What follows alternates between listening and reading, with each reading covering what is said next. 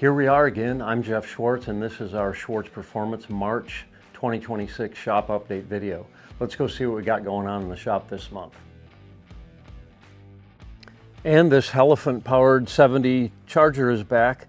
It's got the interior all in there. Very modern look with a touchscreen dash, as well as a touchscreen iPad to operate all the controls in the car.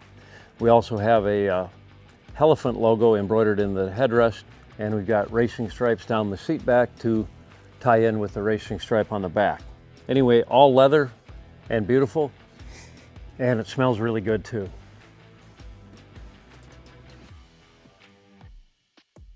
We've done the four-wheel alignment on this Corvette, and we're putting the grille and bumpers in there right now, and that's pretty much it, other than getting the convertible top put on it and a couple of interior details done. So that's the next stop.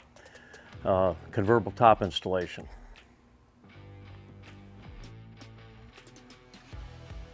This 69 Roadrunner doesn't have the front and rear glass in it, but all the glass on the sides are in it and adjusted. We need a few more things to finish this thing up, and then it'll be going to the interior shop. Another car that needs front and rear glass and a little bit of interior work, and then it should be going down the road. This is the 57 Chevy convertible that we're doing the chassis swap on. I believe I showed you last month where we had smoothed the firewall, and that had gotten repainted, along with the dash was painted a satin red so it's not glossy and glares in your face off of the windshield. We have the chrome valve covers as requested with the Chevrolet script in here, and we are doing wiring. We are nearing completion of wiring. We are about ready to put the front end back on so that we can finish wiring the headlights and so forth. We've got our harness basically here, and then we've started to do AC hoses and such. Those will be run through the inner fender, and then we've got obviously coolant and coolant tubes and radiator hoses and such. So getting close, and then obviously glass.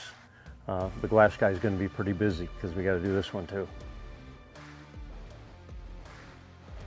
As you can see, the 57 Ford here is back on its powder coated chassis. This has a Megazilla 7.3 liter engine going in it, and it's awaiting its spot in the paint shop for final bodywork and painting. And you guessed it, the color, it's black. You probably haven't seen this 32 Ford much on past videos, but you can see it here now. It's painted black and silver. It looks much better than the beige and brown that it came in with. Anyway, we will be fitting an EcoBoost 4-cylinder in here, turbocharged of course, and we'll be getting back to assembling real soon once that engine's in there, and we'll get it off to the customer so he can enjoy it this summer. As I mentioned before, this Ford F1 truck here is getting a John Deere turbocharged Cummins engine along with a four-wheel drive off-road chassis. So we are almost complete with the chassis engineering, and we'll begin fabricating that real soon. All we're going to be doing is fitting the chassis, engine, and drivetrain into the body of this truck and get shipped back to the customer, and he's going to finish the build on this one. So that's where we're at, almost done with engineering, nearly ready to start cutting and welding. And we've got a stack of Chevelle chassis here ready to go out. We got one more over here that's on the welding table, almost done. That'll get stacked on there in a few moments, and those will be ready to get shipped out the door. We're fabricating the exhaust system on this Coyote powered Bronco. We decided to go with a large diameter single exhaust because the customer doesn't want it real loud and space constraints underneath the vehicle. So we just have the tailpipes to go, and then that'll be wrapped up, and we'll continue on with the rest of the build. It's getting really close to going to the paint shop. Yes, the fabrication of the stainless steel headers is done on this Firebird, as is the entire exhaust system, along with V-bend flanges and stainless steel, and it's a beautiful piece of artwork. All done and wrapped up.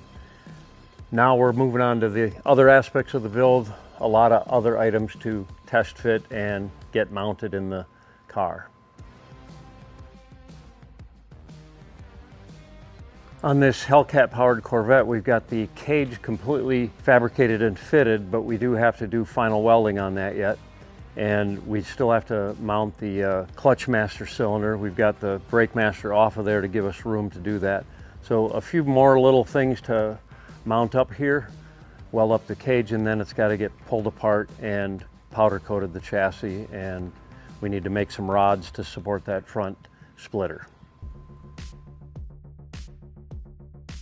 This is that Challenger that came in that was at a couple of other shops that has bolt-in suspension systems in it, and we just installed some weld-in subtrim connectors. They are contoured to the floor pan, and they basically connect the rear rails to the front rails. However, we modified those and made another channel that inserts to that channel this direction. So essentially made it a box down inside, and then plug welded that to the channel, and then welded the whole channel into the car. So this is really a strong setup now. Of course, it would have been better if it had a Schwartz G-Machine chassis. However, this is about as best you can possibly make a unibody, and it should be real strong and stout to handle this Hellcat engine that's in here. We've also fabricated the exhaust system, and we've gotten back to the point of the tailpipes. We still have to mount some more things on here and have the valance panel on there before we finish off the tailpipes. This is the chassis for this Mustang that we've been working on. You can see it's got the 10-speed and the Coyote engine. As you recall, this car came in painted, but there was all sorts of rust in the floor pans, and the trans tunnel needed to be enlarged to clear that giant transmission. So essentially all the sheet metal pretty much from the rear taillight panel all the way to the firewall was replaced. So we had the chassis bolted in there to hold everything kind of together, so nothing moved when we were welding the sheet metal in. But most of that sheet metal we welded as much as we could with it bolted to the chassis, but there were some areas you couldn't get to because the chassis blocked access to it. So we welded as much as we can. Now we pulled this out from under there, and we're going back and welding up the areas we couldn't get to with the chassis installed. And then that stuff will be ground finished, you know, seam sealed, and then that'll get painted. This will get powder coated and it'll get put back together. So that's where we're at on this, doing final welding in there, and then we'll be doing bed lining on the bottom of it, priming the interior, and then getting it back on a powder coated chassis. This is that Mazda Miata that came in that had gotten T-boned on the driver's side, and we basically repaired all the crash damage, refabricated the cage on that side of the car, and we're doing some updates to it. The thing that caused the crash was a hub failure, and there's an aftermarket hub that is much stronger. So we've upgraded the hubs with these aftermarket hubs that are supposed to not break, and then we are prepping it for this season of racing. So the new Hoosier tires came in today, and those are being mounted. We're going through the car, putting new brake pads.